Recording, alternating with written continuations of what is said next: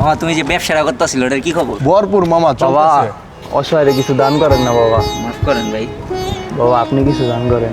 তোমারে তো দেখতে দেয়া যায় মাশাআল্লাহ খুব সুন্দর, তুমি ভিক্ষা করতেছো এটা তো মাইনে নিতে পারতাছি না। তুমি এই ভিক্ষা ছাড়া কাজকর্ম করে খাইতে পারো না ভাই? বাবা রে, মাইনে নিতে পারলে পারেন, না পারলে নাই।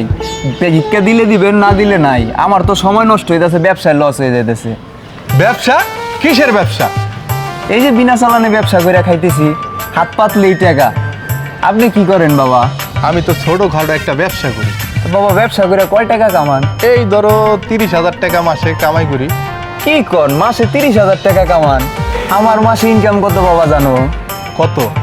আমি তো এই বিনা চালানে ব্যবসা করে মাসে 1.5 থেকে 2 লাখ টাকা কামান। মামা কয় কি?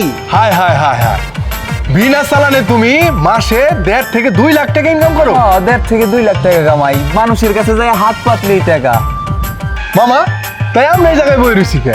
আমরাও ওর লগে বিনা চালানে ব্যবসা করি। যাও তা আসেন আমার লগে, এই চলেন যাই। কেমনে চাই তুইব? কেমনে চাইতে হইব মানে কি?